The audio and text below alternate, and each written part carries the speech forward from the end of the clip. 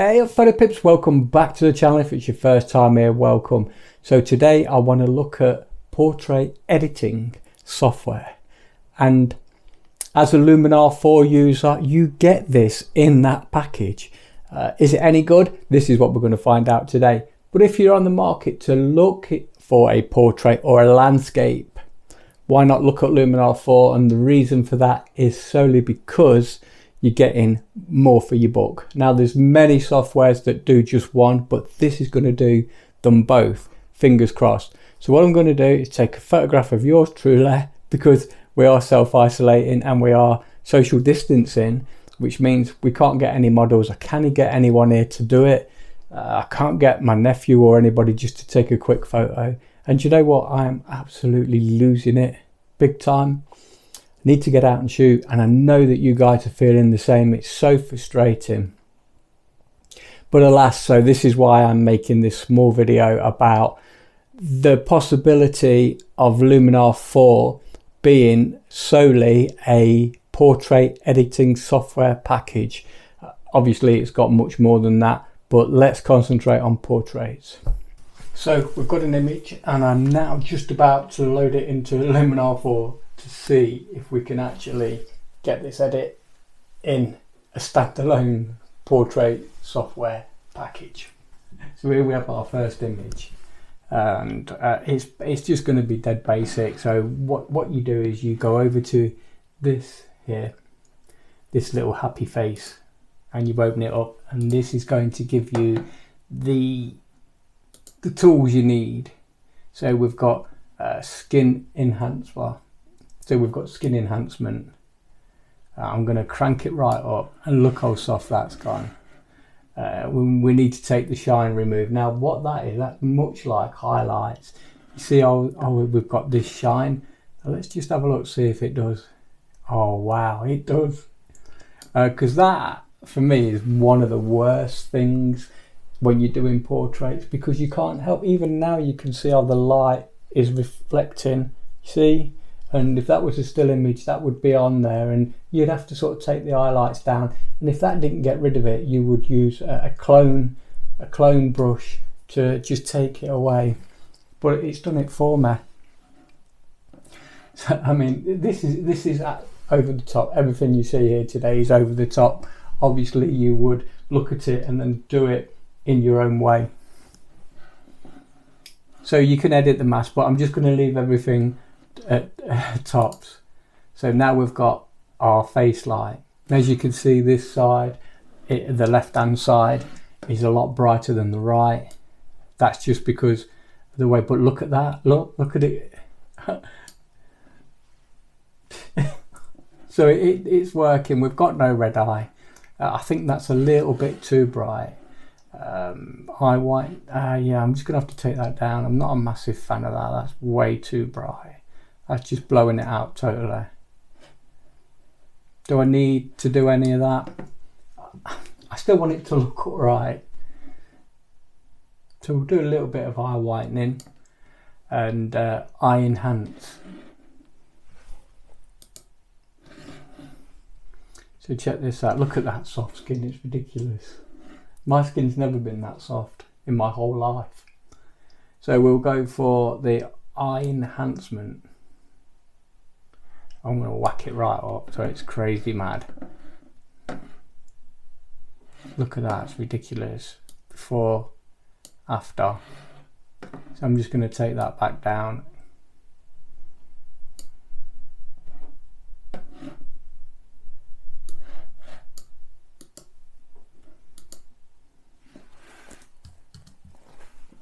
So now we're going to slim out the face. This is something that definitely needs to be done. I'm just going to go right overboard, straight to it, and look at that. Before, after. It looks like I've had my face shut in a lift door. And large eyes, so I'm going for the bug eye look. Apparently big eyes are attractive. So let me just take that down. I mean, I suppose I should be doing this seriously. This face is too slim. I've never been that thin either. Might have been when I was about 12. but that's a little bit better. Improve eyebrows. Well, that's something that I definitely need. Although they're saying the bushy eyebrow looks in. So look at that. It's just so bad. So as you can see, you've got plenty to play with. That 100% slider is pretty massive. Now, lip saturation. I don't want to look like I've got lipstick, but for this video I will. Lip redness. There you go, look. And there's no teeth, so look at that. That's terrible. So definitely needs doing. So let's have a look at this a little bit more in depth and try and get a little bit more serious with it. I'm just going to zoom in on the eyes. The eyes are pretty white. Let it just load in. I've not really got that white eyes, but for modelling purposes, I suppose we could use this. Eye enhance, again, I think that's just a little bit over the top. And I also need to go back to this skin enhancer because although I love it, it's just a little bit too much. I need to bring some more of that detail back. And I think that's looking a little bit more better. The skin shine I'm definitely keeping on because like I say, that is a bit of a nightmare. You see, look how it just reflects there, like I was saying. Well, that's gone. And I really, really like that.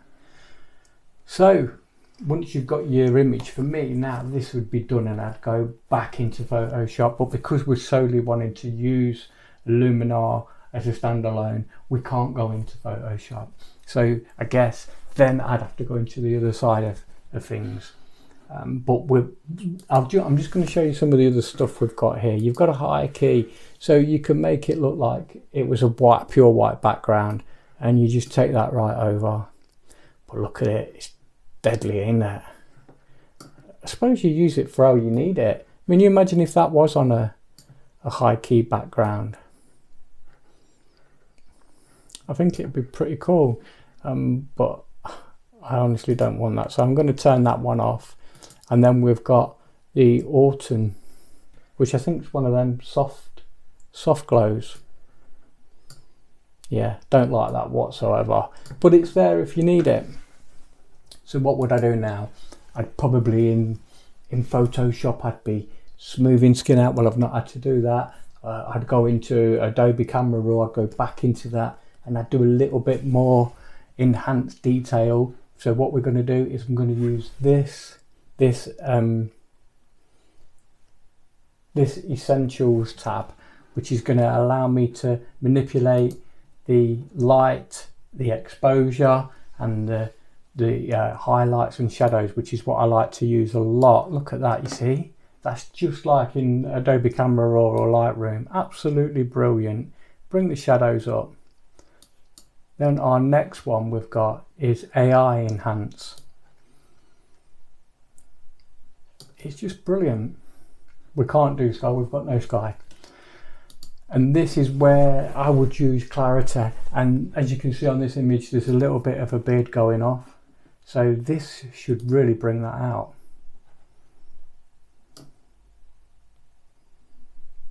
I'm making it look a little bit grungy rather than the soft look that I've got. But because we've softened the skin, that's allowing me to give a little bit more to the image. So again, not too much. Colour, we can remove the colour cast. There shouldn't really be any colour cast, but I do like what it's done to the background, but I'm not loving it all over. So I'm just going to take that back down, take the vibrance out, take a little bit of saturation out. There's a little bit of red going off in them cheeks. You can go into your black and white, use your saturation. There a lot. You can do. I'm not a fan of black and whites, as you know, so we won't be using that one. Detail enhancer. This is always a good one. This is very, very powerful, especially for landscapes. Check this out.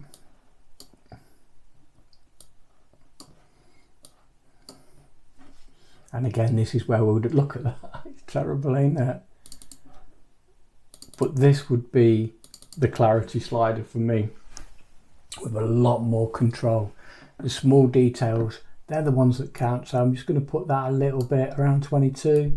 I'm going to give that one, as you can see, I'm using it as a little diagonal and that's what I tend to use on all my sliders.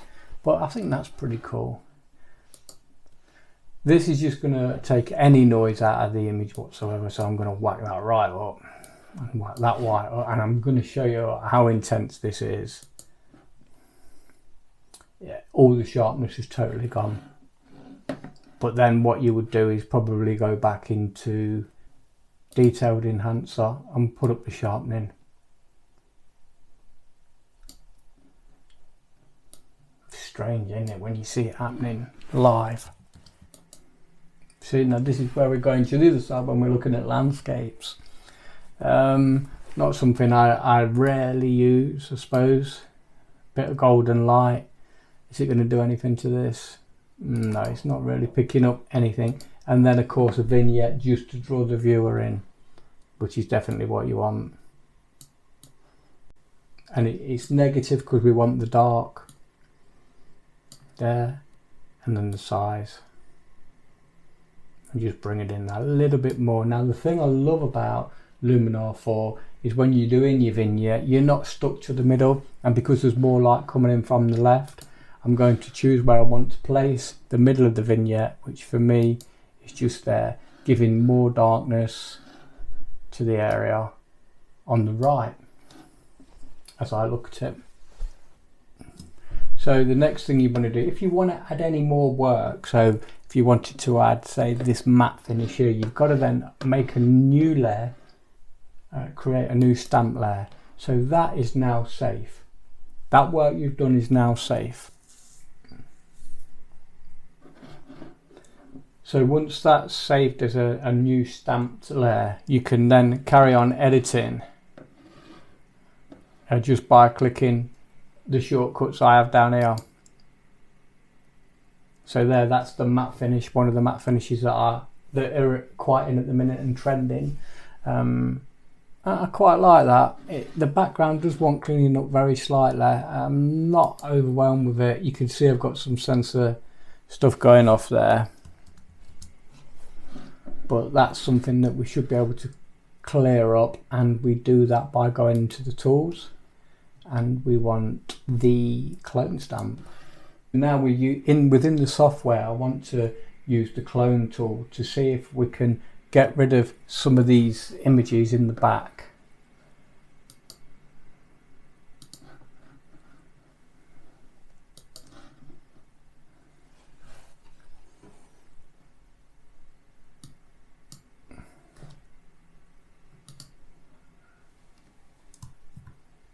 So to pick a new selection, you just press the Alt key, and then again. Not happy with that one, so I'll try a new one. Again, you can see it's just took something from there. We'll take the size down a little bit.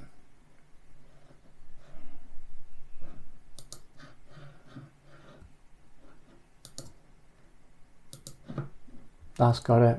Same again. That's got it. You see, it's slowly starting to clean the area up just by using the clone stamp tool, which we've got in all our other things, but it's not as good as the one in Photoshop where you can just use the content aware and click. We know we can clean up the image as well, just like we can in Photoshop, but I honestly do feel it's nowhere near as good for cleaning up. But you know, you could live with it. If that's all you could have, you could live with it. So I'm quite happy with that now. I could further go on and do some cleaning up, but I'm happy with that. So we'll click done on that, and it's just going to go back into the main program. One of the things I'm not loving is the fact that it seems to process everything it does, which is taking time all the time, where in Photoshop it's literally click, click, click, and you've done what you need to do. But that's why you're paying that premium price. And also, if you was using a standalone portrait software system, that again would more than likely be just the same, click, click, click, but you're paying for one particular software package where this is everything in. And to me, it's a no-brainer really. I take it all day long. What else have we got? We can crop, we could do everything else that we could if we was just doing a landscape. you know, the editing is really pretty cool. Some of the things we're missing is text. We've got no text, but we can crop, we can rotate, we can do all sorts of things. As you can see here, again, it's just prepping it. You can look at your styles if we want a square image, a 1x1. Where's that 1x1? There's 1x1 square. And just drag it over, get where you want to be, and there you go, a square image.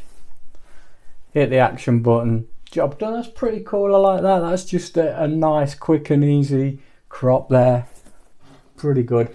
Let's have a look at this erase, see what it does. It's going to prepare it first. And this is one, like I say, this is the annoying thing. So for a job that should take a few seconds, this is a drag. This is dragging. Bit of a letdown, really, that. So what we've got is much like our shortcuts in Photoshop, your bracket keys, but let's see what it's going to erase. Very odd.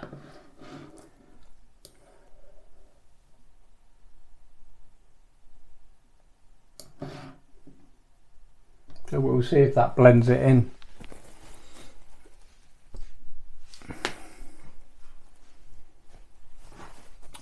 The weird thing is you either have to press erase, you have to press, yep, you can press enter every time you've made a selection, which is very strange, but look at the state of that.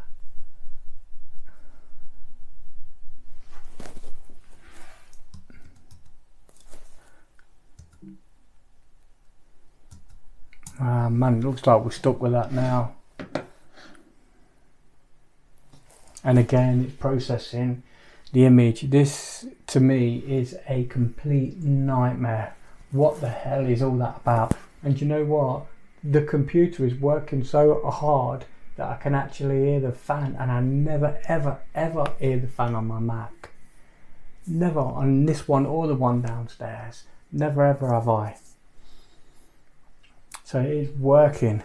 There, it's gone. At least that's gone back to where it was. So yeah, the erase tool I'm not that happy with. Probably it's supposed to be a little bit like content aware, which if I was to use content aware on that, I think it would do a better job. It wouldn't do a much better job because I wouldn't use that for that sort of way of erasing. I'd use the clone, because we know the clone stamp's going to work perfect for that. But the erase one for something small, maybe, you know, maybe I should have used it for there. So let's just try that, because that has actually gone back. I hit it that many times. Command Z, Command Z, Command Z. It's took me back further than I actually wanted to go back. But again, I want to just take that erase and I want to clear that little mark up on my eye. It's still prepared. I'm sure that's longer than 37 there. I've just seen it click. So we're going to just take that right down and just see if we can erase that little mark.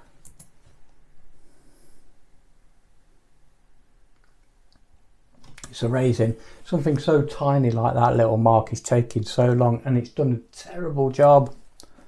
Absolutely terrible. It's like it's not even touched it. Oh, it has. It's got rid of it. It was just so slow. And again, I can hear the fan. Let me stick this microphone near it.